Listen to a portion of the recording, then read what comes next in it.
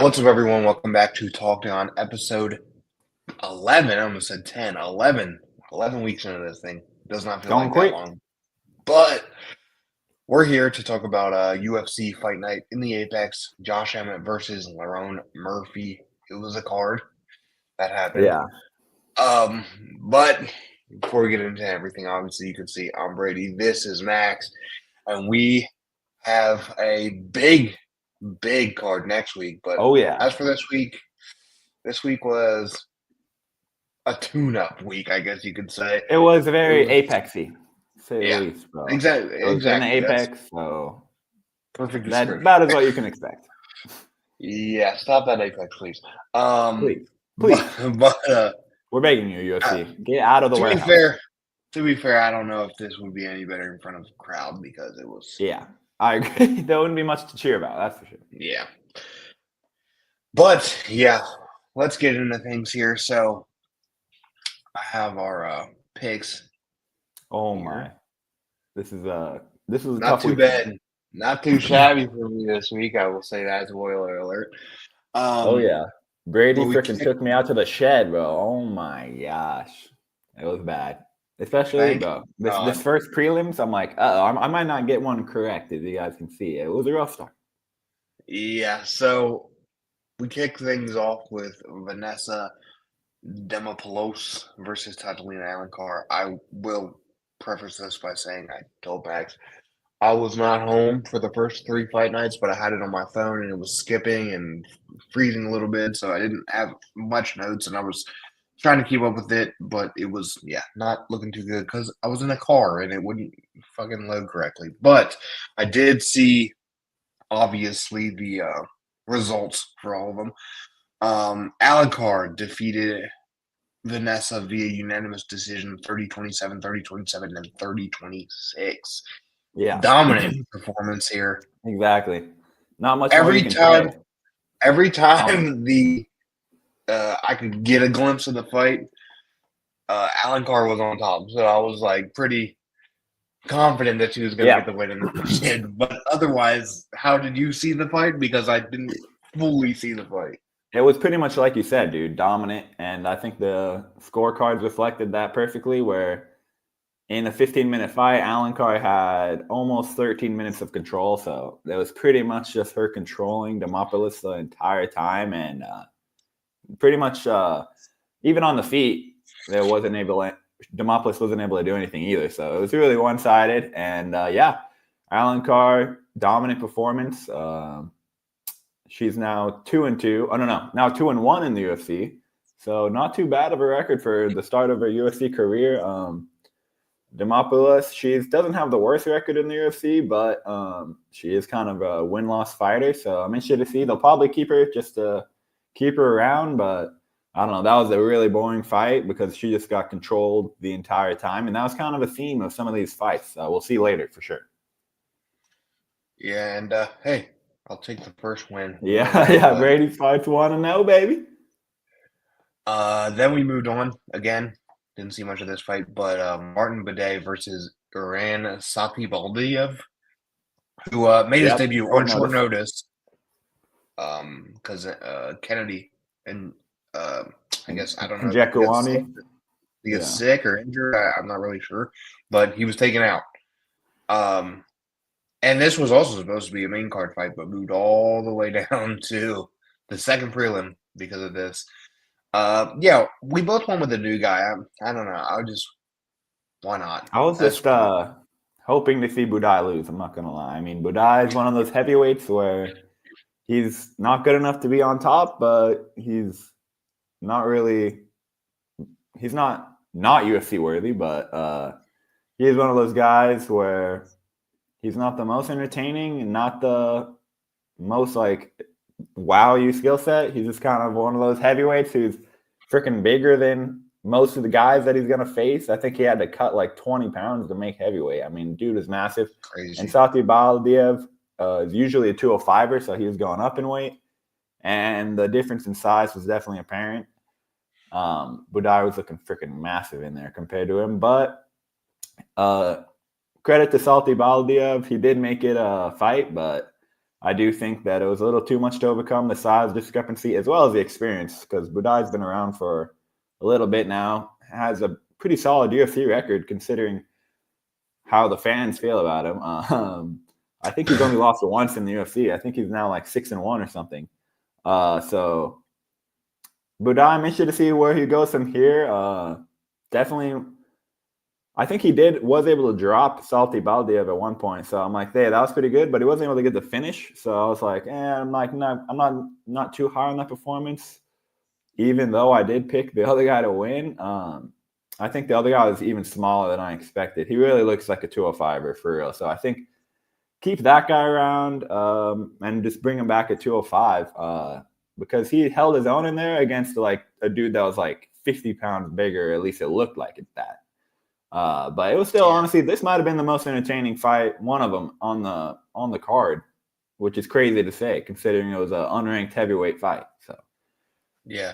So, like I said, I couldn't see the full thing. I was skipping, but what I did see at one point, Salty Valdiev like wobbled Bidet a little bit, and I was like, "Oh my god, is he gonna win?" And then like I yeah, didn't see anything else, and then they come back and Martin won, and I was like, "Shit." for real though, it was like it was like on the feet they were evenly matched, but then Badar would just like rush in and hold him against the cage. And I'm like, at that point, the size, I'm like, bro's absolutely massive, bro. I'm like, he was looking extra heavyweight, say the least. But yeah, I guess my question is, I mean, you kind of already alluded to it, but do you believe that they give him another chance coming in on short notice? Yeah, Lost, but again, short notice. I mean, I probably would. I mean, it was a close fight, 28-29. So he got one round at least in all the judges' scorecards. So I think, especially considering all the circumstances against a much larger opponent, came in on short notice. And yeah, it's not like Budai is some bum, you know. I just don't think that he's Yeah. like a champion or like top contender or anything. But literally, Budai's only lost to Shamil Gaziev in the UFC, the future champion. So I Facts. mean, he's not the worst fighter, but he does have a freaking bunch of not exactly top talent in the UFC. I mean, Chris Barnett is one of his best wins, so that's possibly saying something. As much as I love Chris Barnett, but yeah. Yeah. Budai, get him up against a ranked heavyweight. Stop letting him fight all these guys that are way below his level. Yeah. So I think And he's ready for a bigger test after this, but I don't think that if I was a fortune teller and based on my picks, I might not be the best fortune teller. I would not pick Budai if he's facing someone better, but yeah, that fight was actually pretty fun. well, hey, shout So out to 0-2 to start my Duran. predictions. 1-1 here. We went with a new guy, did not pay off. So But another anti-Budai. we did move on to Victor Henry versus Pedro Falca. This was a unanimous decision win for Victor, 29-28 across the board. Again, didn't see much of it, but what I did see, looked like Victor dominated this fight. Yeah, it was in I would say this one was pretty competitive, but I would say it was Henry was doing most of the work, where Falco was kind of playing catch up the whole time, where he was never able to really catch up to Henry. Henry started out really well in round one, and was able to do better on the feet, on the stand up, pretty much everywhere. Even when Falco would have success, Henry would respond and take momentum right back. So honestly, yeah, I think that Henry looked really good in there. I think he is not, again, one of those fighters who's going to be, future champion or top contender, even ranked. I'm like, I don't know if I'm seeing that, but he is one of those guys who's a UFC veteran. And yeah, he really is like a win-loss fighter. I'm looking at his record here. Has not gotten a win streak, more than one win in a row in the UFC yet. But his next fight, he could get it done. But so if he's able to stack back-to-back wins, then hey, we could be seeing the prime Victor Henry, despite him being like, how old is he? Like freaking 30 something, like 36. But yeah, I think that Falco kind of disappointed me. I'm not gonna lie. He's now officially 0-2 in the UFC, so not looking too good for him. And he's officially 0-2 versus guys named Victor. His first fight, Victor Hugo beat him. Now Victor Henry, dude, stay away from the Victors, bro. I don't think We it's a got good to put him matchup. in a third one against a different Victor. For real, See if we bro. can overcome them. For real, bro. So this guy's getting bullied by guys named Victor, bro. I think it might. I don't know if you're UFC ready, bro. But I did pick Victor, so I was happy here. I got the win. Yeah, I know. I did too. I thought 2-1. Henry was gonna be looking old, but he looked like the normal Henry. You know, he's Hey, the ageless wonder. at this point, when I'm seeing this score, I'm happy because finally I can catch up a little bit. Oh yeah, bro. This was. Oh my god. And But even this next fight, bro. I thought this one was a guarantee, bro. And this next fight was a lot closer than I thought. yeah, so Luma, look me versus Estel Nunez, 29-28 across the board. So I basically got home at the end of this fight, and what I did see was the basically 2 minutes left in the third round, and then the decision, and Nunez was like absolutely shocked when she lost, which I thought was funny. And then I was like reading that everyone was like, "Why is she so shocked? She lost. Clearly, she lost." So Yeah. was it? I don't know. I think it wasn't a bad decision by any means. I do think it was one of those cases where Luke Bumi was such a big favorite coming in that it's almost like as long as you don't get destroyed, it's kind of like a surprise. Where I think that Luke Bumi was like a massive favor on the betting odds, and normally Vegas knows what they're doing. So I was shocked to see Nunez be so competitive, bro. I'm like, honestly, Nunez, I honestly don't know how she's still in the UFC, bro. She's officially 0-5 in the UFC. Damn. Hey, maybe not after tomorrow. Yeah, probably not. If I had to guess. But also, it's like she did do competitive versus a massive favorite. So I'm like, at least she didn't freaking get destroyed. I'm like, honestly, her back was against the wall in this fight and showed out. I don't think that she did enough to win, but I mean, I could see it where a judge would see it that way, where it's like these judges sometimes do get these close fights a little bit off, and I'm like, it was definitely close enough to be like, phew. Yeah. Well, there was not. I mean, Nunes was holding her own. I mean, look at me was tiny in there, bro. 5'1", so she's not exactly the biggest fighter. And Nunes 5'4", but those 3 inches do a lot when they're that short, bro. I'm like, there was a big difference in there. And yeah, look at me. I'm like, I do not think she'll be a big favorite in her next fight if she was that competitive with Nunes. But hey, Nunes, respect. Everyone was counting you out, and you definitely made it competitive out there. I mean, I thought I was about to curse this entire card and have the biggest favorite lose just because I picked them. So I thought I was about to go 0-4. Thankfully, look when me locked in and was able to get it done. Thank God. We'll take it. Hey, this is the start of. Well, it kind of fades, but the women, no finish I know, bro. for the first fight. But we did kind of get it back in a little later here. But yeah, decent stuff. And then finally, I was able to fully watch for the rest of the card. And what a great start for me, because then we started getting finishes. Yeah. For real, We dude. moved on to Reese McKee versus Daniel Franza, and this was a mauling. Oh, yeah. Where was this Reese McKee? Where was this guy? He was only in the regional scene. For real, bro. We'd only see him in the regional scene dominate, and then he'd come to the UFC and get fucking killed. Yeah, for real. But now he apparently has turned it fully around, because Reese McKee absolutely dominated. He dropped Franza 4 times. 4 times dropped him, beat his ass. But shout out to Franza. This guy is tough. I literally wrote down, this guy's too tough for his own good. He just thought it was over. he got dropped, he'd get up. He would get beat up against the cage. He'd start swinging to kind of make some distance and stay in it. But his eye was busted and his lip was busted. And then during the first and second round on the stool, the ref called it because he was so beat up. But you would think it would be because of his eye. It actually wasn't. It was because of his lip.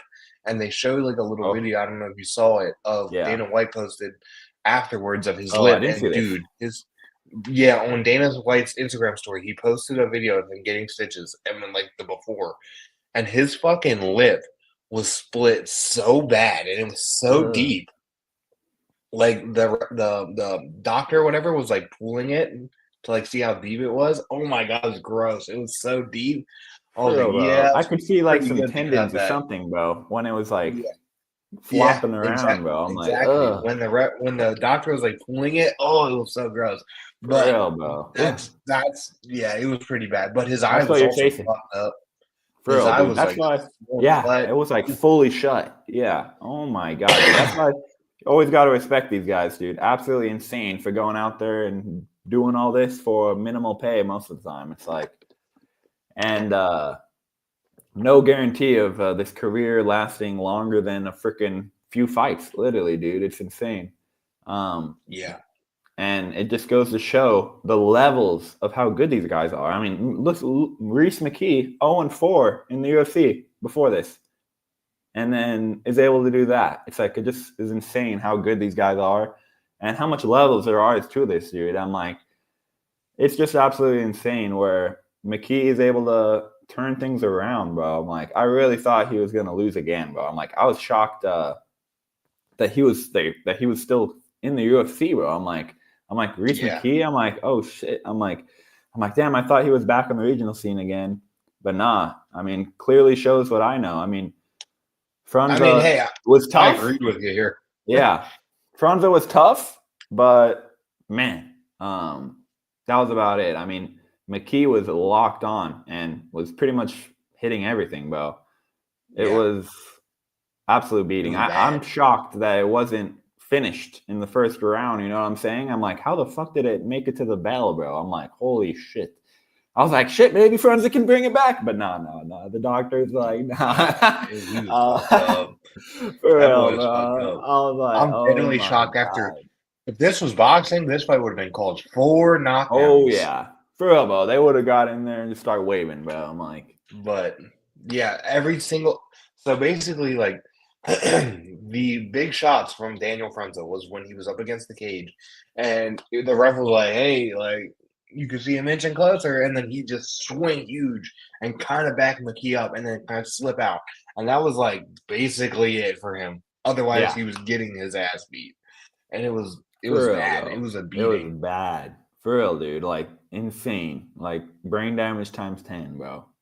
And Reese even said after the fight that, hey, like, he's trying to work really hard to, I guess, obviously be better, like you said, 0-4, and just kind of work up in the division. And I mean, if he looks like that every other time, he's got a good shot, I think, because because you're absolutely right. If he would have lost this fight, there's no doubt in my mind this guy would be on UFC roster watch on Tuesday being cut for sure. It's 5 losses in a row. He needed a win and he got it. And I'm happy for poor Daniel.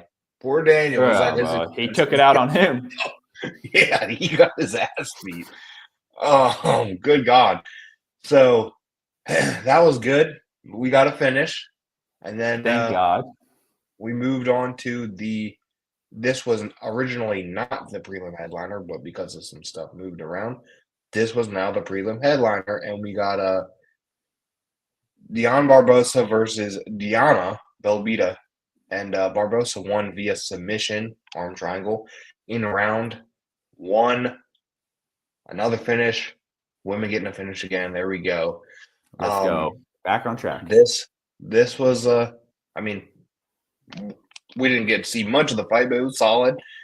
Barbosa, I thought, was looking really good on the feet. She was piecing her up a little bit. Hit her with a really, really nice elbow that ended up leading to the takedown, and then of course she secured the submission literally with ease. Like once it was on the ground, she got the submission so easy. And Yeah. Belvita's good, but it's just like apparently no ground game because she let that in very, very fast. I don't know if she was just like really hurt from the elbow or she's just really Mm. bad on the ground, but it was just way too quick. So Yeah. Barbosa looked Yeah. good. For real, dude. Barbosa just overpowered her in there, dude. Was a much stronger fighter and capitalized on that quickly, dude. So she moves to 2-1 in the UFC.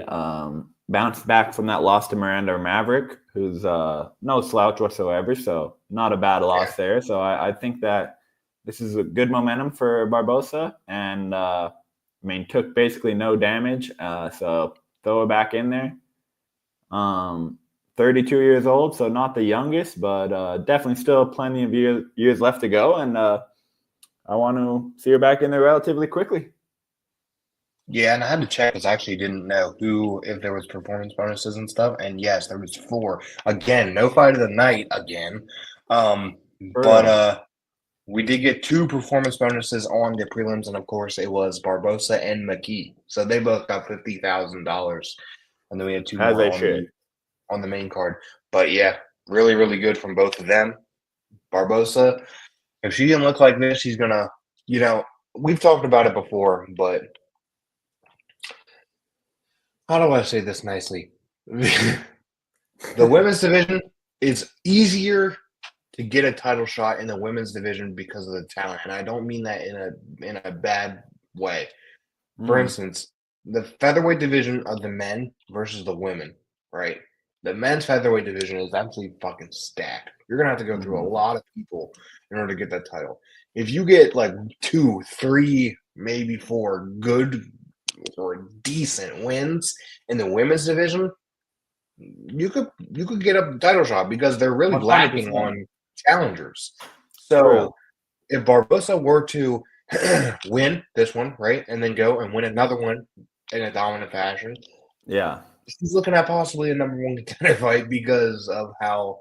And again, I don't mean disrespect to the women, but it's just like the division is like just shallower than the Yeah. men's, so it's easier to get a title fight. 100%, dude. It is weird how that works, where some divisions seem to be deeper than others, especially with women's fights. With women's, I want to bring in the even smaller weight classes, bro. I'm like, bring in the atom weights, bro. I'm like, Yeah, it'd be they want fast that as fuck. 115 or whatever. Yeah, What's her name has been calling for it. Commentator, blonde female. I'm blanking on her name, Laura but Sanko. Is that who you're Laura thinking of? Sanko, yeah, Sanko. She's really, really pushing for For real, a, bro. a lower division, and I mean it's fair because if you think about it, a lot of these women, especially at the lowest weight class, a For lot real, of they're these like women 5 feet tall, they're literally. small, and they're Yeah, some are bigger, and I'm sure they cut hard, but a lot of them are probably putting on weight in yeah, order to make weight because they're tiny, like they're really yeah. tiny. So Like look at me, bro. 5'1", dude. She's tiny, dude. Like yeah, like I it's mean, crazy. a lot of them are tiny. Most of them are tiny to begin with, but start to fill out because of muscle. Like you see, like Rose Yeah, Namajunas, he's small, but yeah. she's put on muscle over the years, and that I'm Mhm. sure helps a lot. But a lot of these girls just coming in, especially at the lightest division as of now, they're tiny. They're like really small. So Oh yeah. And then if you're going up there against a woman who's cutting weight to make the weight, like and has been like and has her weight yeah, locked in where she's able to you're rehydrate like fucked. 10 pounds, it's like you're gonna have a big disadvantage. So yeah, I do think that bro, I'm like, if we had a 145 division that basically we got rid of, why not bring in a new division that's smaller if the 145 one didn't work out? I'm like, at Yeah, least do something. I'm like, I'm like, I don't get it. Especially yeah, I when feel they especially when one has the 105 or whatever it is. Yeah. yeah, and So it would just it would help the women a lot. I think it would also bring more fun fights because of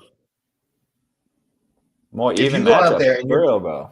yeah, if you go out there and you're putting on hella weight or you're it's the same Not as cutting at drinking. all. If Yeah. you're not cutting at all and you go in there or you're putting on weight, you're going to be not as fresh. You're going to be a little tired, a little sluggish.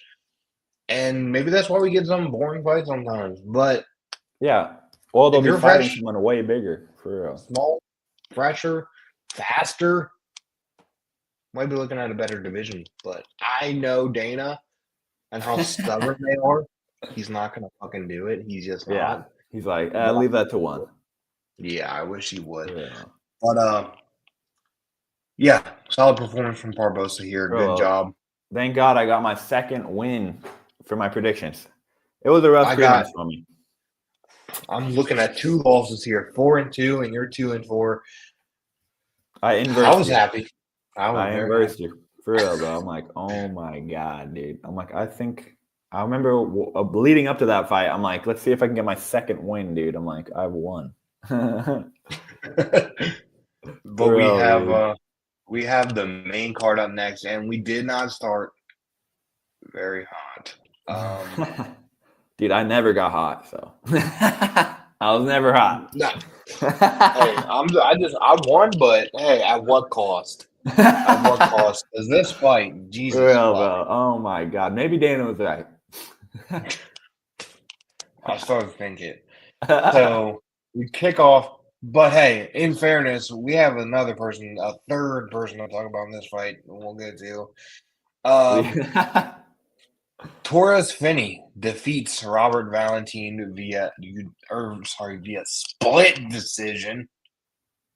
29-28, 29-28, 30-27. And no, the 30-27 was not for Torres Finney. For real, we'll get into that. We'll get into that at the end here. So round 1, Finney just kept taking Robert down. Like, he was just shooting on him. Like, he had 5 takedowns. Robert would get back up. Finney would just take him right back down. Barely any striking. Round 2, the same. Just kept on trying to take him down.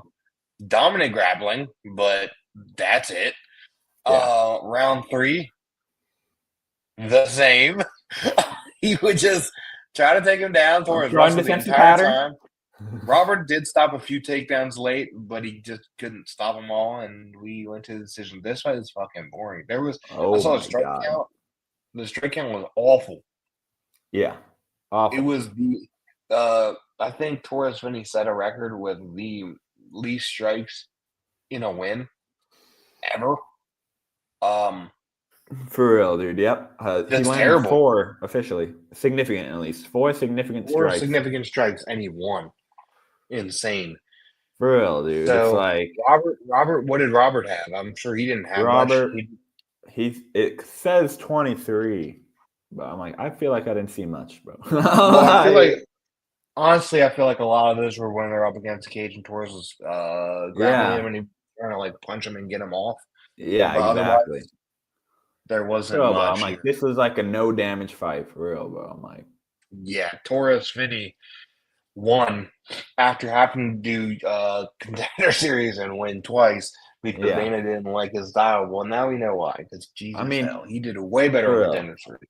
Way better. And for real, I'm like, honestly, the more I think about it, I kind of see where the 30-27 is coming from, but obviously I don't agree with it. But I'm like, I could maybe see 29-28, but I'm like, bro, 30-27. I'm like, you really think that Finney didn't win a single round when he controlled the fight for 13 minutes and 16 seconds? So there was only 1 minute and 44 seconds that he wasn't controlling the fight, bro. 1 minute and 44 seconds? You think that's enough for 30-27, bro? And 23 strikes? I'm like, bro, 23 strikes. I'm like, that's not very much either, bro. I'm like, and none of those are damaging, bro. I'm like, bro, I get that everyone hates wrestling, but I'm like, bro, you can't win a fight by doing nothing either. I'm like, at least he was controlling him. I'm like, you can't not hurt the guy, barely touch the guy, not able to counter his wrestling, and then be like, well, I should be rewarded because it was boring. I'm like, no. You were also making it boring by not able to get him off of you. It's not a one-man thing. For real, bro. This is the issue here. So the judge that scored a 30-27 I believe this was first card. He's a boxing judge. Tony Weeks, boxing judge, scored a 30-27 For real, for Tony Robert. Weeks. I'm like, I So feel like, yeah, I'm like, is that the freaking referee, Tony I Weeks, was bro? thinking the Literally. same damn thing. Yeah, I looked it up, and that's the only guy I can find. I literally, when I What saw the that name, I was fuck? like, "Is it a ref?" Yeah. So, That's crazy. so yeah, he scored a 30-27 A for Robert, and boxing background. Shocker. I get it in that case. So I know. this I is get what it in theory, you know? in theory, he's a boxing judge. If he scored the fight like a boxing fight, sure, Robert won. He had more Yeah. strikes, The more other guy was just damaging hugging. strikes, So, and the other guy hugged. Yeah, but this is where the UFC has ruling issues, right? yeah.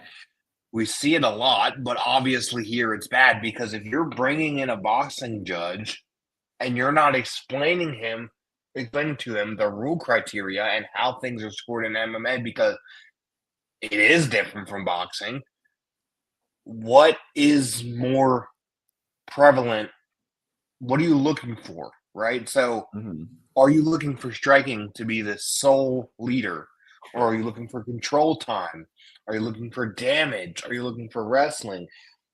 And that's where things get mixed up, right? So the other two judges clearly are looking at, to be fully honest with you, I don't think Robert won a round because if Yeah. you're, For real. and they gave him a round, but they both gave 29-28. But regardless, this is why things are fucked up because if two judges can give a 29-28 to Torres Finney, one judge can give it 30-27 to Robert, and the fans can give it 30-27 to Torres, something's wrong. Yeah. Because what are we looking at? What are we actually looking at? So in my brain, in my judging criteria, right? Damage is number one, but there was no damage here. Exactly. So we move on to control time. And like you said, Torres Finney had 13 minutes of it and dominated with the wrestling. And that's another thing. This is mixed martial arts. Mixed martial arts. People hate the wrestling, but it's there for a reason. It's legal. People can do it. It's a part of the sport. So that has to be a criteria to win. It has to because it's a huge part of the sport. It's boxing and then it's wrestling. It's the two fucking biggest things in the sport. But people hate wrestling so much that they won't score the wrestling because they just don't like it, which is unfair because it's a part of the game. So in my opinion, Torres Finney won this fight 30-27 because he fucking dominated with the wrestling. And there was nothing else from Robert. He had more strikes, but the strikes didn't damage him. What were the strikes? What were the strikes? And what I mean by that is what, like, in the context of the fight, is he piecing him up on the feet? No. His strikes are from Torres trying to take him down and him getting little shots of the body or trying to elbow his head to get him off. That's not effective. Damaging. Exactly. It's just not. So they just really need to figure out the scoring here. Yeah, it's like it's a two-man thing, dude. I'm like, you can't be mad at the guy for wrestling you when it's a part of the sport and you are not able to get him off for real. I'm like, bro, so is he just supposed to do what you're good at instead? I'm like, what is this? I'm like, bro, it's mixed martial arts. His background, so get ready for it. For real, exactly. I'm like, well, good thing you should be only training for one thing if that's all he does. For real, I'm like, well, you should be able to spend all your time just training that one thing. And if you still can't fucking be ready for it, then that's on you, bro. I'm like, I know so many fucking UFC wrestling dominant guys. Oh, they're taking over. Oh, I also know a lot of them who fucking suck. I'm like, bro, there's plenty of wrestlers who, they can't strike, they get knocked the fuck out. I'm like, bro, this is just part of the sport, bro. I'm like, if you can't stop the wrestling, that's on you, bro. I'm like, I'm sorry, but it is what it is. I'm like, bro, if you're not well-rounded enough to stop the wrestling, then that's on you. Or if you're not good enough on the striking to knock him out before he gets the chance, that's on you. I'm like, bro, what is he supposed to do? Let me just stand in front of a guy that I'm 5 fucking feet shorter than and fucking have way shorter arms? For real. I'm like, what do they expect him to do? I'm like, I just don't get why he's getting hated on. I'm like, let's hate on Valentine. I'm like, bro, he was the guy that didn't do shit. I'm like, for real. Yeah. I'm like, bro, since when is it my fault that the guy can't stop my fucking wrestling? I'm like, bro, so he's supposed to be rewarded for being controlled. Literally, bro. They're like, well, they're being rewarded for controlling him against the fence. I'm like, do you think he should be rewarded for being controlled against the fence? I'm like, what's the argument? I'm like, for real. I'm like, maybe if he was actually doing good on the feet, then I would understand. But this was not one of those cases, bro. I'm like, bro, neither guy did any damage, so go on to control. It's that simple. For real, bro. The double standard, because for real. Though, yes, he kind of mixed in some striking, but I'll use him as an example. Habib. You knew what the fuck he was going to do. Yeah. You knew he was going to wrestle. And all these guys would, try to fucking wrestle. We saw it with Gaethje. We saw it with Poirier. They tried to train wrestling, and it just ultimately didn't work. But people still fucking love Khabib and call him the GOAT. Exactly. And but why can't Torres Finney just do that and wrestle? For real. But because the other guy didn't train fucking counter wrestling. Because the other guy can't stop it. For real. But I'm like, if I can control you for every second of the fight besides 1 minute and 45 seconds of a 15-minute fight, why the fuck wouldn't I? For real. What? Exactly. What is this? For real, bro. I'm like, if I'm in a fight and there's money on the line, and you want to win, especially at these lower levels where you're probably getting a fucking win bonus if you get more money. So if you want to win and you're broke, like, no offense, but like if you're if you're just coming in the UFC, you're looking to get a win and get extra money, and you know that you can win by just fucking wrestling him, then you're gonna just wrestle him and get the win and get your money. Like, what the fuck? 100%, bro. And I'm like, this is not the ultimate popularity contest, bro. I'm like, these guys are not going in there to have fans. Yes, it is entertainment, but I'm like, bro, this is their lives this is the rest of their lives, bro. This is not just I'm just gonna show out for the fans just every time and put all caution to the wind and only worrying about put on good fights. You know who else is saying that? Bobby Green. I'm like, how's that working out for him lately, bro? I fucking love Bobby, but I'm like, bro, sometimes you need to be smart in there, bro. I'm like, and you need to worry about your health and long-term career, bro. I'm like, the chin only has so much durability, bro. I'm like, this is not some fun and game sport where, I'm going out there just to put on a good show. Maybe if I win or lose. No, if you lose, that means you're getting your head beat in, bro. I'm like, it's not exactly, I lost the game. Dang it. I'll try next time. Oh, I have more brain damage today than I did the day before by a lot. For real, bro. I just got my nose broken in. My lips gashed open completely. Yeah. I'm like, this is not as much as it is entertaining. I'm like, no one is making you be a fan of Finney just because he won. I'm like, for real, bro. I'm like, you don't have to be his fan. You don't have to like it. But I'm like, you do have to say that he dominated that fight. I'm like, you can't. For real, bro. I'm like, you don't have to like it, but you can admit that he dominated. For real, dude. I'm like, just because it wasn't the most entertainment way, bro. I'm like, this is not boxing. This is not kickboxing. This is MMA, bro. I'm like, part of MMA is wrestling. And if you can't fucking not be controlled for every fucking second of the fight besides 1 minute, then you shouldn't win. Crazy concept. Exactly. For real, bro. I'm like, they need to get released now. So, for real, I'm like, release the guy who just fucking destroyed. And it's not like he's going to be getting a big contract. For real, bro. I'm like, bro, this guy's probably getting paid like fucking pennies. And barely able to make a profit with how much he has to pay his coaches and shit and for travel and shit. For real, bro. I'm like, it's just ridiculous. But I'm like, how can you be 3-0 in the Contender Series and undefeated in your whole career and be 1-0 in the UFC and then people being like, you need to be cut? I'm like, bro, it's not like this guy's getting paid a lot. I mean, I'm like, maybe if he was a big name. They did the same with Bo Nickel too, so.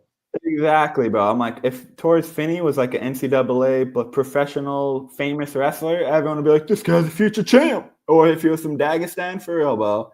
But just because he's some random dude, this guy fucking sucks. Cut him.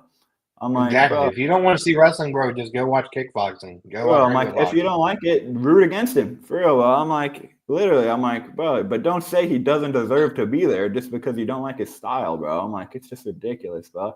If anything, they need a good villain, someone to root against, for real, bro. I'm like, they act like every fighter needs to be a fan favorite, bro. I'm like, not every fighter needs to be loved and have the most fan favorite style, bro. I'm like, it needs to be a balance. I'm like, otherwise, then everyone's the same, for real, bro. I'm like, this is why it's called mixed martial arts again, guys. They mix up their styles. This is not a uniform sport where everything is the same, for real, bro. I'm like, it's just so funny. And they act like this is new for Finney. I'm like, Finney's known for this. I'm like, for real. I'm like, he's known for just controlling guys and then maybe getting a finish if he can. I'm like, bro, it's like they've never seen him before. But thank God I did pick Finney. So, for real, bro. hey, literally, bro. I was over here thinking Valentine was gonna win, and even I'm like thinking, I'm like, bro, he fought like shit and didn't do anything. I'm like, why the fuck would he win? For real, bro. I'm like, I just don't get it. But we'll take the win for Finney as we moved on to the second. For you, the main card. The curse continues. We got a nice win here. Dude, this next one. Oh my God. Osborne turn back the clock.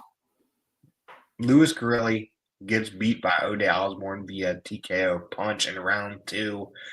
O'Day was doing great in the striking round 1, but Louis did get him down and controlled him a little bit for over 2 minutes here. And when this happened, I was like, oh no, this is what it's going to be. And fucking O'Day's going to lose. But no.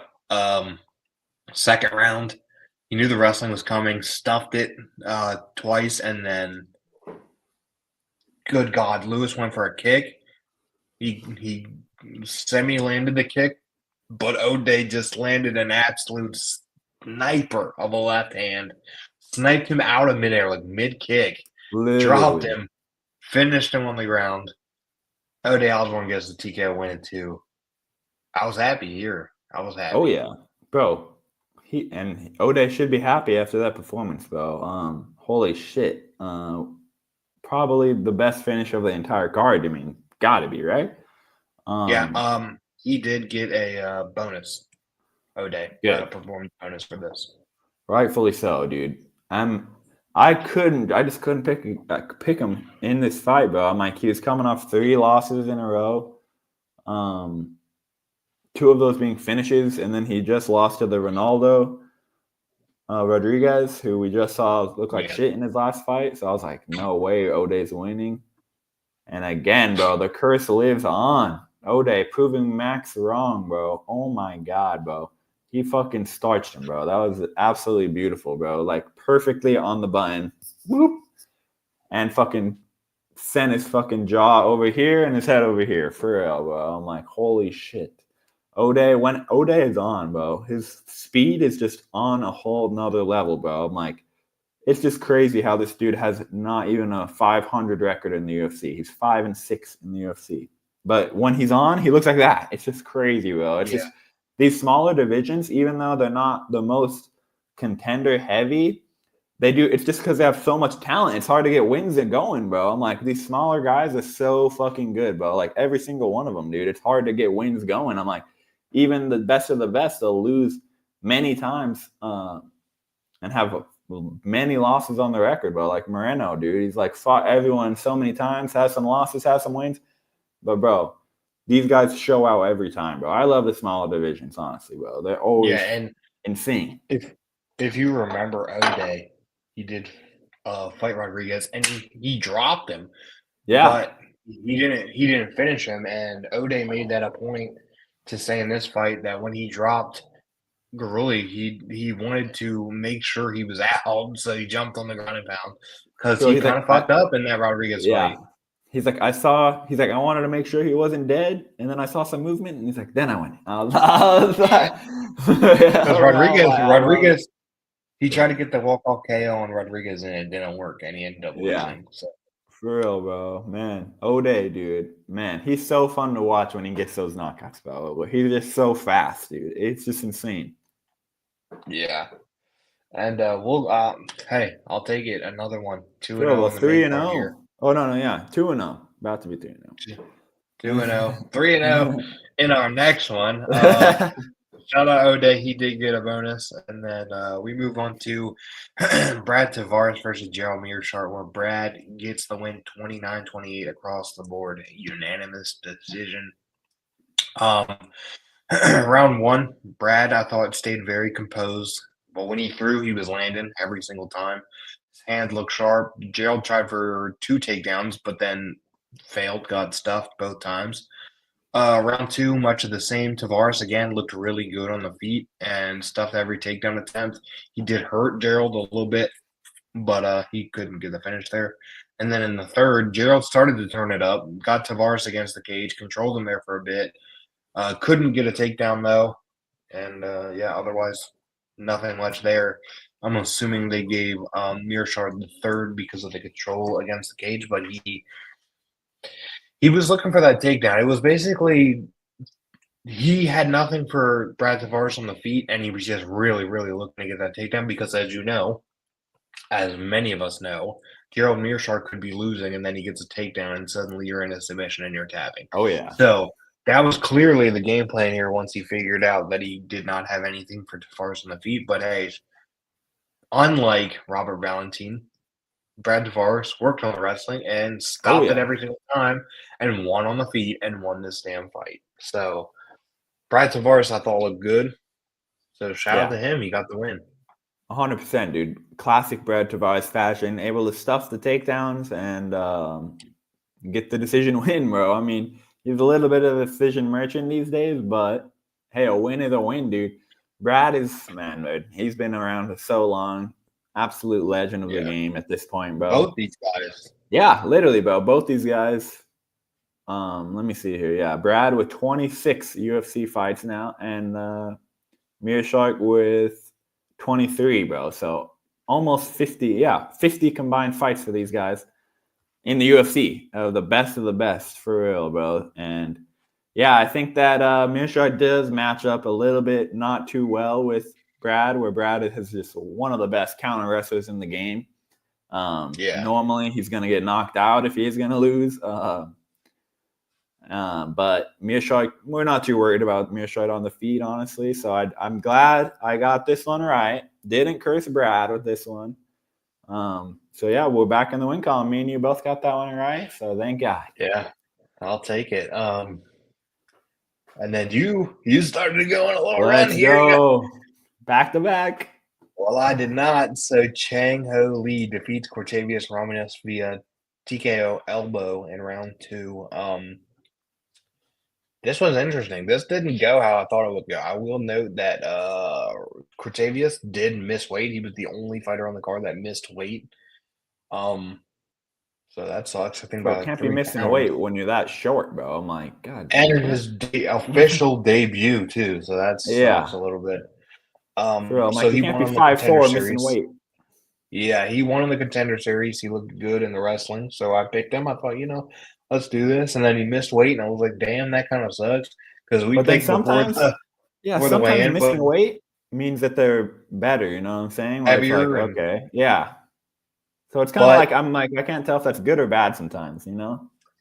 Yeah, because sometimes it's like you're heavier, and that's why they ask if the opponent wants to continue and blah blah blah. But on the flip side of that, you could be missing weight because you drain yourself the hell out and you still can't make that weight. Yeah. And you're just fucked. And then you're, you're tired. And you get paid less. Yeah. But this was lots of grappling, of course, in round one. Ramius was cut above his eye late in the round. And it did get worse during the fight. But he stayed in it. Early round two. Ramius was hit low, kneed in the nuts. And we took a little bit of a break here. And then after the break, they both just came out swinging, and I was like, oh, shit, here we go. They're going crazy. But then back to the grappling exchanges. Nice grappling between the two, honestly. Reversing. Yeah.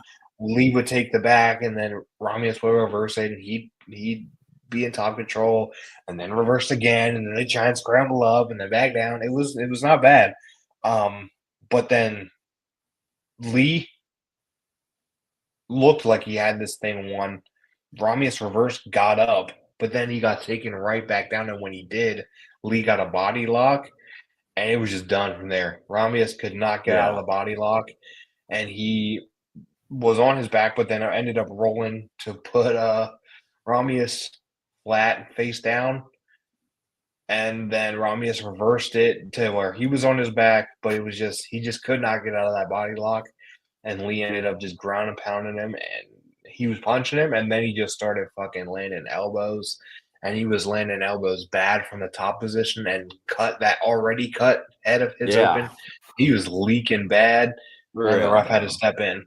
So hey, Cortavius, he stuck in it. He was taking some big shots, and he didn't get knocked out, but he was just too beat up. He was bloody, couldn't For move, and real. the ref had to step in. So Chang Ho Lee, he gets the win Oh, here. bro. He TKO really round impressed me with 2, this. and he did. He was the 4th and final man to get a bonus, so he got a performance bonus here. Well deserved, dude. Yeah. Especially where I was kind of wondering how this fight would look, but I feel like he really impressed me with how dangerous he is on the ground, bro. It's like not only was he trying to go for submissions, but he was also the ground and pound was just insane, bro. I'm like, he was looking like vicious on the ground, and you don't always see these types of ground and pound when the guys do have control. They'll kind of go position over damage and just kind of worry about controlling them. You know, we kind of talked about that with the Finney fight. Well, yeah, that's Yeah. effective. Yeah, that can get you wins, but no, that will not get you a lot of fans. That's for sure. So, man, Chang Ho Lee, freaking dominant finish, bro. I'm like, holy shit, bro. I'm like, this is getting ugly. I'm like, it started out competitive, then it started getting ugly. I'm like, oh my gosh, dude. Once he got that body lock in, like you said, bro, man, Romius is tough for real, dude. But yeah, Chang Ho is a little bit too much, dude. I think that this guy could be, a fun fighter. He's only 30, so not the youngest, but still plenty of prime time left in him. And if he's gonna look like that every time, dude, this guy's gonna be a problem. He moves up to 2-0 in the UFC, so I think this guy's gonna be around for a little bit at least. Yeah, and he's been calling himself the Korean Habib. But I mean, now hey, he switched it post-fight and said he wants to be the Korean freaking Marab. He wants to be the Korean Marab. I So, love it. I'm like, I don't know which one's that one's kind of tough. I don't know. I would maybe keep with Khabib if I had to. but hey, I that still love cardio of Marab. Marab Yeah, though, that that cardio. cardio. For real, bro. That Uh, one's tough. I mean, for real. Hey, can't go wrong with I either nickname. I took a loss here. I will say, Let's um, go. I I thought think Ramius would. I mean, he did dominate the wrestling on the Contender Series, so I thought maybe he'd do the same here. exactly. But That's what I was wondering, bro. I'm like, how is this gonna work, dude? Is apparently, Chang Ho's wrestling is better. And hey, another shout out to Torres Vinny Robert Valentine. If a guy's gonna wrestle, you gotta learn how to wrestle, and you for gotta real? fucking out wrestle him.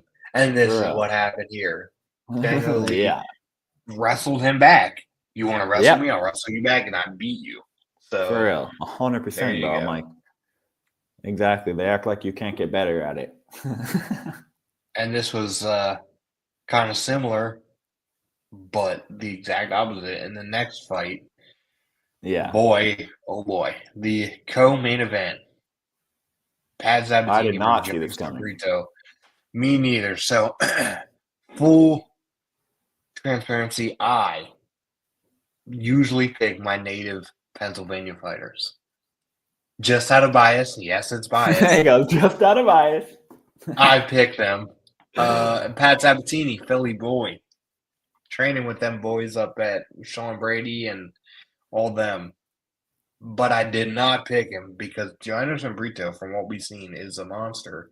He starts wild, he finishes wild, and he has power. So I thought, Pat's getting a little older. He's getting up there. Brito's the younger, fresher guy. He's a monster. So I'm going with him. Well, it did not work out so hot for either of us here. Pat Yeah. Sabatini defeated Anderson Brito via unanimous decision 30-27, 30-26, 30-26. Dominant. two 10-8 rounds. So basically, Pat stifled Brito's momentum immediately, and Brito came out hot, but immediately was taken down. Like within 10 seconds, he was taken down and kept him there the rest of the round. The whole round kept him there. He tried some arm triangles and had some good ground and pound strikes. And then the second round and the third round were the exact same. I don't have much notes on this because this was just pure dominating in the wrestling game from Pat. And Brito could not do anything. He couldn't do anything. And I was shocked that Tony Weeks did not give this fight to Brito. Because look, Pat Sabatini dominated in the wrestling, and this is what happens when you can't counter wrestle. He dominated him. He absolutely dominated him. I was shocked to see how Pat Sabatini just held him down like this.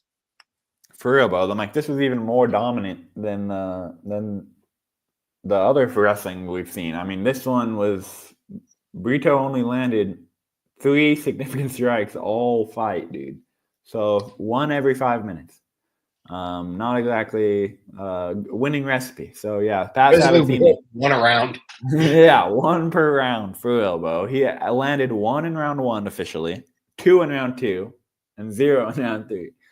So I mean, bro, Sabatini, dude, like you're saying, bro. I was a little worried. He's getting a little older. Not exactly the most pop off your eyes like this guy's the future champion or anything, but man, bro, maybe I've been looking at him wrong all along, bro, because he made that look easy, bro. He barely even broke a sweat, bro. Just completely owned him in there, bro. Like he's like, this is my octagon, and I'm just gonna fucking make this hell for you, bro. Like it was just the entire fight, bro. Like you said, the entire thing. Like this was even more control time, I believe. Let me see. Yeah, 1 minute. Had to be. The only time that he wasn't being controlled, Brito, was he was managed to not be controlled for 1 minute and 13 seconds total. Yeah, so that's crazy. I mean, yeah, so 13:47 of control time for Pat Sabatini, as well as 137 total strikes landed. So he wasn't exactly landing a lot of significant strikes, but total strikes, bro, and just control couldn't be much better, bro. I'm like, without getting a finish, couldn't be much more dominant. Yeah, he got wrecked like badly. Like it was just like I was shocked. So and I was also back in there quick.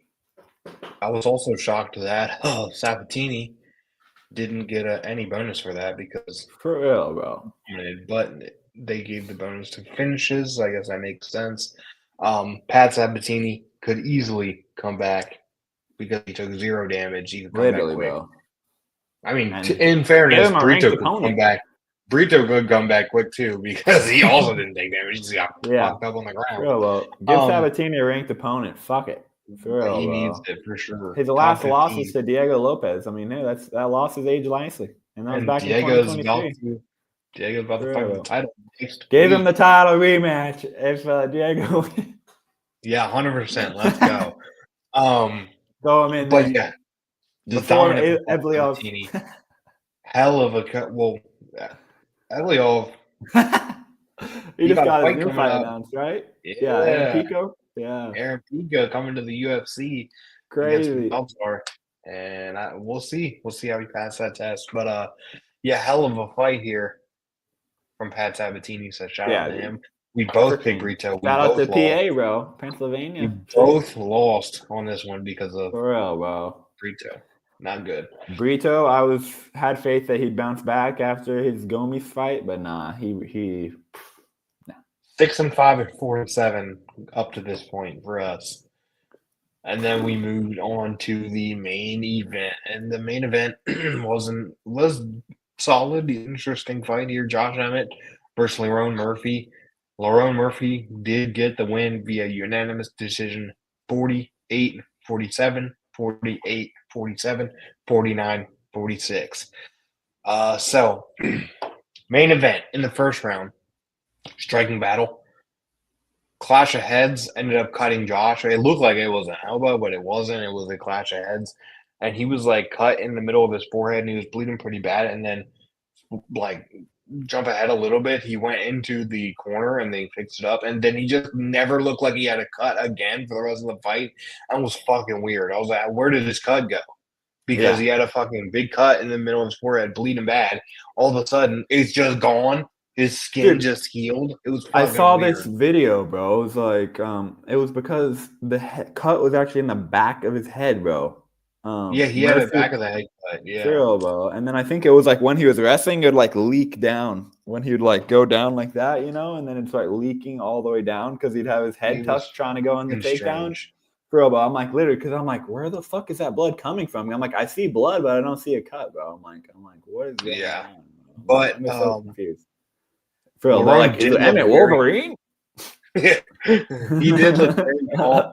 He looked very calm early. That it was crazy that, or it was easy that Josh was just trying. He's looking for that big hit. Coming off the knockout Oh he yeah. had, he was looking for that big hit, and Lerone was just kind of staying calm, staying back. But then Josh Emmett did get in a wrestling exchange and slammed the shit out of him. Oh yeah. And in the start of round two, like he had him up on his shoulder and was just like Lerone was trying to get out midair, and he's like "fuck you" and threw him. It was crazy. For real, So dude. that was wild. And That was then insane. I'm like, I thought it was gonna be going well for Emmett from here, bro. I'm like, he just tossed yeah, his ass me too. fucking it and threw him 10 feet in the air almost. I'm like, oh my And god. then, but when he got back up, Lerone Murphy was really, really, really, really targeting the legs. He was beating the shit out of his legs, the knees, teep kicks to Oh the yeah. knees, For real, picking the bro. side of That the looked thighs, painful. the calves. Yeah, he was beat up. Them legs were beat up. Nice body kicks as well. In round three, solid back and forth on the feet. Lerone continued to pick apart that leg. Eye poke on accident, of course. Back from the break, Lerone slipped off of a kick, and Josh took his back momentarily, but he got up. Round four, Josh started to find some shots on the feet, but then a knee kick from Lerone was just brutal. And you could see For Josh real. was limping a little bit. The leg kicks really was tearing him apart. Um, at the end of the round, Lerone cut Josh again. He elbowed him, and I thought it was to the side, but it was to the back of the head. He cut him. The ref did warn him for it, but whatever, nothing crazy. In the fifth round, Josh, Josh had some decent shots landed. A nice, really slick jab caught Josh a little from Lerone, and Josh Yeah. was like a little. I don't want to say wobbly, but he like kind of backed up, like, oh shit, that one got me. But then he was coming forward looking for that big shot. He was looking for it and he was swinging for it, but Lerone just stayed away.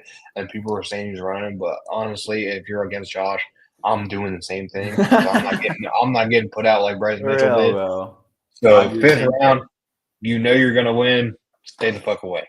Um, For real. so I yeah, don't see that was a nothing wrong with fight. that. It wasn't the craziest fight of all time, but it wasn't like awful, but just Josh Emmett was just really looking for that power punch, and Lerone was like, I'm just gonna kick the shit out of your legs and stay the fuck For away. real. That's what he did. Yeah, dude. After that round one, Murphy really started taking control of the fight, dude. I thought Yeah. round one maybe went to Emmett, and Emmett was looking Yeah. kind of good early, got the slam, but then, bro, once Murphy started to get his timing and started landing, damaging those legs, like you said, Emmett just became a lot less explosive and a lot less mobile to cut off Murphy because Murphy was using his footwork beautifully. Definitely frustrating Emmett because you can tell Emmett wanted to freaking, like you said, get that KO, and Murphy was just not there to be hit and was actually able to get off more offense. So I'm like, I'm not sure how you could be running and land twice as much significant strikes. I'm like, I don't know if that's how running works. I'm like, if you're running, I think that you're not punching back. I'm like, if he's countering you and getting out, I'm like, that seems like the correct way to fight. Hit and don't get hit. So yeah, I think Emmett got way frustrated, and I'm like, Bo, 100% stop he was taunting frustrated. and worry about cutting off the ring. I'm like, Yeah, he was trying, he was pointing, doing the point down. He's like, for come real, on. bro. I'm like, that And doesn't Murphy work was like, unless it's for real. no, no, I ain't Like, fucking doing that with you. What the fuck? bro, he's You like, hit I'm cool hard. just kicking your legs out for real, bro. Like, and And what also impressed me with Murphy, bro, not only was it in the distance, bro, anytime it would get in the clinch, Murphy would be throwing down damage, bro. I'm like, this one, he literally like started bouncing Emmett's head around because Emmett was like hanging onto his leg, and he was just started freaking pounding his head like rapidly, bro. It was like he was dribbling his head, bro. I'm like, after that, Emmett was like out of it, dude. Like literally, bro. I'm like, from that moment on, I think that was around 2, bro. I'm like, Emmett landed 5 punches the next strikes total the next round. I'm like, after that, Emmett was like, damn, this guy hits actually hard as fuck too. I'm like, yeah, I'm like, that's what I'm saying. I'm like, combos, bro, sometimes they're better than just the one. I'm like, those 5 punches that he threw weren't like KO punches, but because it was landed like 5 in a row, bro. I'm like, your brain is doing a little fucking dribble in your skull. I'm like, that is not a good feeling, bro. I'm like, so it's just a different sort of damage. It's not as concussive, like in terms of like one hit KO, but it will add up over time. And freaking, you could tell Emmett was out of it after that. And then he was like, oh, I'm worried about going in now. And then he's taking too long thinking, oh, now my knee just got kicked out for real, bro. So it was just a masterclass from Murphy, bro. I was really impressed. It wasn't the most entertaining fight, but I'm like, dude, like you said, I'd be doing the same shit against Emmett as well. If Emmett has that one shot power that could literally make me do a seizure if I'm not careful, one punch, I'll be on the ground shaking around for real, bro, thinking the earth is flat from here on out. So I'm like, bro, I want to stay away from Emmett as far as possible. And he outstruck him. He literally doubled him up in significant strikes. I'm like, I don't know how you can say he was running if he literally outstruck you. Yeah, this was weird because Lerone Murphy got booed in the Apex after this fight, and then online people saying he was running, but I don't know. It was weird. Safe to say there were some angry bettors because Emmett was the underdog. For real, the scorecards were also weird because I saw going in the 5th round, some people had it 2-2, some people had it 3-1, some people had it 4-0, and I was like, oh my god. The judges, and I picked them at 2, but I was like, Lerone Murphy won this fucking fight. Yeah. If you guys screw him, what the hell? And they didn't, so he remains undefeated. But everyone had the most wild scorecards, and I was like, I didn't see 2-2 going into the 5th. I was like 3-1. For real, bro. I'm like, that would be the best case scenario. You know what I'm saying? And then even if so, I'm like, he lost round 5, so I'm like, it doesn't matter. It was bad. But Lerone Murphy now. What was Josh? Shoots up my rankings. 6th or 8 or something, or he was up there. So Lerone Murphy's top 10. Bro, he's getting up there. He's gonna have to fight someone big. I want to see him get like a top contenders fight for real, bro. Because this dude is legit, bro. I'm like, not many people are able to beat Josh Emmett in that fashion, and he did that beautifully, dude. So I think this is clear. He's a top contender going forward and a future potential championship level fighter, in my opinion. Because if you're able to counter the striking, exactly, bro. We'll find out who's the champion next week, bro. Whew. Lopez or Volk, bro. Old versus new. Can't wait for that one, bro. But for real, we could be seeing Murphy as one of those next opponents, depending on how most fight Evliov does in his next fight. Yeah. This division right now is heating up now that Toporia's out. Well, now that Topuria is not just going to knock everyone out. It knock everyone out. We're just saying, I'm not fighting that guy. So, finally. He's like, I'm out. We got something here. But, yeah, Lerone Murphy, he wins. Great showing for him. For real, bro. Really? Everyone says it was. Yeah, but, definitely not. I mean, I thought it was a great in terms of his performance. I'm like, for real, but I'm like, can't get much better other than knocking him out or finishing him, you know? But we did both go with Emmett, so he lost. The reason I thought he was going to get the knockout. Yeah, when he fought Dan Ige, Lerone Murphy got rocked and dropped by Dan Ige. So I was like, if Josh hits him like that, he's going out. For real. So he just wasn't able to connect. And he just couldn't, Lerone Murphy had a smart game plan, and he worked it and got the victory off of it. So shout out to him. I end 7-5, you end 4-8. I'm coming back. You're 81-48 in total, and I'm 73-56. So look at us, ways to go. We're crushing it, though. We're fucking good at this shit. Next weekend, I need another winning weekend, and I need you to have a losing weekend. so I can come back. Oh, I'm picking every favorite again. but we do have a fun one next week. I mean, Well, you bro, guys better finally, tune in it's pay-per-view because time. We're gonna take a look here. we finally have another pay-per-view that should be stacked. We don't have to deal with Magomed Ankalaev again, ruining our dreams. Very true. No, it is super stacked.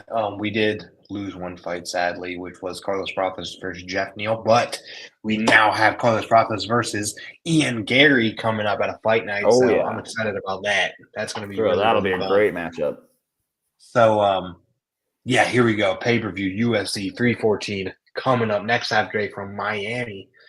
Alexander Volkanovski versus Diego Lopez for the featherweight championship that is vacant because Topuria moved up and dropped it. Now, before I get into the card, I do have a question because it's been a hot topic all week from the MMA community and fans. Everyone, or I shouldn't say everyone, but a lot of people are saying that Diego Lopez is the worst title challenger, most undeserving title challenger. What are your thoughts on this? Stop the cap. People are massively hating on Diego Lopez for getting this opportunity, and I just don't understand why. Why would you not give him this fight? He dominated Brian Ortega. He's been on a streak. Who else are you going to give it to? Topuria beat everyone else, so give it to him. Literally. Give it to Volk, former champ. Makes sense to me. For real, fun fight. I'm like, considering how Pat Sabatini just looked. Lopez knocked him out in a minute and 30 seconds. I'm like, yeah, undeserving. Knocked out Sadiq Youssef, minute 30 seconds. I guess these guys are just some bums now. For real, though. I'm like, oh, yeah, it's Brian Ortega, the bum. The classic bum, who just was coming off of a win against Yair Rodriguez, who everyone glazes 24/7. Who's on this card. Yeah. Who I love Yair. For real, I'm like, rightfully so, glaze him. But yeah, for real, I'm like, yes, Brian Ortega, the classic scrub fighter. For real, bro. I'm like, what is this? For real, bro. I'm so sick of it. I'm like, what more do you guys want? For real, bro. I'm like, oh my God, dude. He basically knocked out Brian, but then he accidentally woke him back up. In that fight. So I'm like, could have almost been a finish if he didn't fucking wake him up on the way down. For real, bro.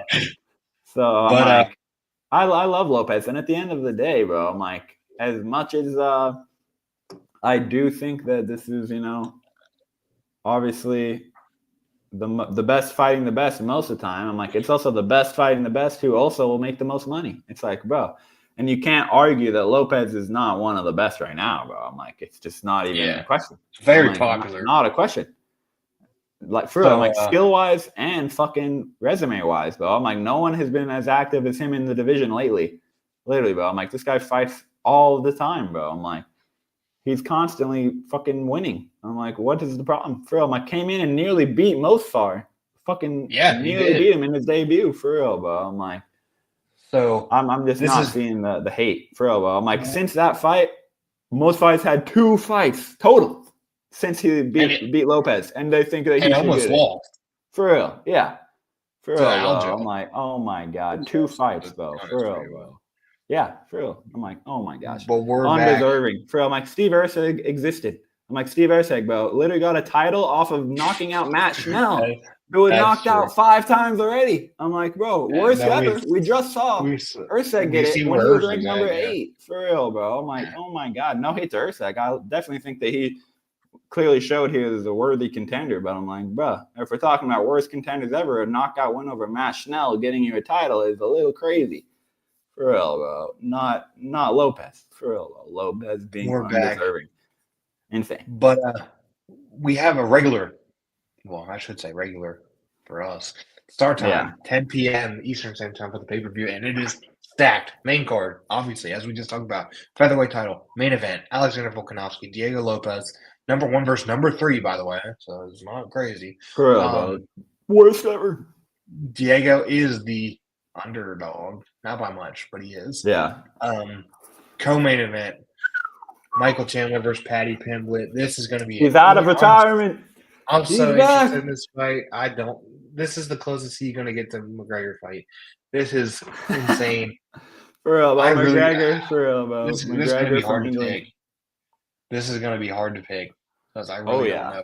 We'll Me see. neither, dude. And then the man who absolutely got sniped by Josh Emmett is back for a matchup against Jean Silva, and Silva is way bigger favorite than I thought he would be, but he is a favorite here, and this is going to be fun. I'm really excited for this. And as we talked about, Yair Rodriguez is back against the debuting Patricio Pitbull coming over from Bellator's last PFL. And will be fighting in the UFC, making his debut. Hell of a fight. Gets a top 5 opponent immediately. Imagine Pitbull wins this fight, right, against him. And then Volk wins this. We could see Volkanovski versus Pitbull, which would be absolutely insane. For real, bro. So that'll be fun. We then have this was moved up because of Carlos and Jeff Neal being taken off, but Nikita Krylov versus Dominic Reyes is now on the main card. Dominic has been on a little bit of a roll recently, so we'll see how that goes. For real. 2 wins in a row, dude. After I thought he was going to retire, to be honest. Yeah, I mean, I think we all did, dude. And then we have Dan 50K Ige, who has a win over Lopez, I believe, right? He won that fight. No. He lost. Or he lost. Yeah, he did lose. But he put up a good fight. It was short notice, very short notice. 4 hours notice. Yeah, like 4 hours notice. He did lose, but he is number 15 still against Sean Woodson, who has been fucking. He's so weird, but he's good. Bro, bro, he's so lanky and so big. He was a fucking heavyweight, and now he's 7-1-1 in the UFC. Sneaky good, bro. Sneaky resume, bro. Underrated. It's just if you don't know about Sean Woodson, go look at how he used to look until now. It's for real, bro. Weird. For real, bro. Weird. He's now for real, like he's 6 foot. From heavyweight to featherweight is insane. 6'2" featherweight is crazy, bro. Like what? For real, bro. Bro's fucking bones. He had small bones, but had a big body, I guess. And then we have number 1. I can't believe this is on the prelims, but it is. Real, number bro. 1, Yan Xiaonan versus. This is gonna be a banger. And then we have Jim Miller versus Chase Hooper. Oh, this is gonna be crazy. I'm like so scared dad versus kid. Literally, the son did bad in school, and now the dad gets to beat his ass for it. Will the son come out on top? This is gonna be crazy because this is definitely Chase Hooper's hardest test because he's going up against the veteran of all veterans. No one's seen more than Jim Miller. Most he has knockout power still, just absolutely insane. Chase all-time winningest fighter. Good luck. We then have Darren the Damage Elkins is back against Julian Erosa. That's going to be a hell of a fight. He's going to swing. Elkins is always going to fucking put out on a show. That's the shit. Yeah. And then the early prelims, Cedricus Dumas is back against Michael Oleksiejczuk. This is going to be an interesting one. That's a good matchup. This fight was rebooked to this card, I think. But, yeah, should be good. Sumadarji's back against Mitch Raposa. Should be solid. Trishan Gore is back against Marco Tulio. Decent again. Let's go. Nora, this whole card I'm loving. Nora Cannoli versus Haley Cowan kicks us off. Kicking us off with France versus the United States. Should be solid. I'm going to be fully honest. This is what I'm talking about. I'm sorry. She's ranked. But Nora is ranked 13. And I'm in the world. If you ask me what is her last fight, I couldn't fucking tell you. I don't know. Me neither, bro. I'm not gonna lie. And she's ranked number 13. This is what I was talking about earlier with the women. And bro, I need to see her with her hair in a braid or something. You know, like sometimes I can't tell until they like are fight ready. You know what I'm saying, bro? And I'm like, oh, I recognize her now. For real, Barbosa, dude. This is why I said Barbosa could easily get a ranked in title fight with quickness because. This is the reason. But yeah, solid card. Very not more than solid. Great card. Very good card. I'm so excited for this. The early prelims look decent enough. The prelims look even better. It just like gets better. Like it literally just gets better. It's like okay, cool. Wow, that's good. That's great. Oh my god, here we go. Yeah, it's gonna be really, really fun. We'll give you our predictions next week, obviously, but. I'm so excited. So stay tuned, guys, because me and Brady are going for the perfect undefeated card. Who will achieve it first? I pray. We'll see.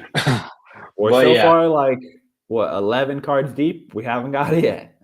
Yeah, we'll get it. But we do not do bad. We're doing not too bad at all, bro. But yeah, Not a should good be a one this fun week one. for me. This is a rough one For for me, me, I'll but we'll take it. bounce It was back. great for me. Oh, yeah, Where he you was going bounce solid. back? And next week should be incredible. It feels like it's been a really long time since we've had like a massive, Facts, like bro. excitable card like this, and For real, bro. finally, Especially because this, the Pereira one was a disappointment. it's been probably since the Sphere, I think. Yeah. And Yeah, now we're this back hype. For real. with a great one. I'm excited. So yeah, Oh, yeah. UFC 314 next week. We'll see you there for our. Well, obviously we'll put out our predictions and everything beforehand. So make sure to follow on Body Slam Net MMA where I post all that. But you can follow us here, Brady Fight Talk, Max over there, Combat Combos, and yeah, make sure to like, comment, subscribe, all that stuff wherever you're watching. And I'm excited for next week. We'll see you next time. Peace.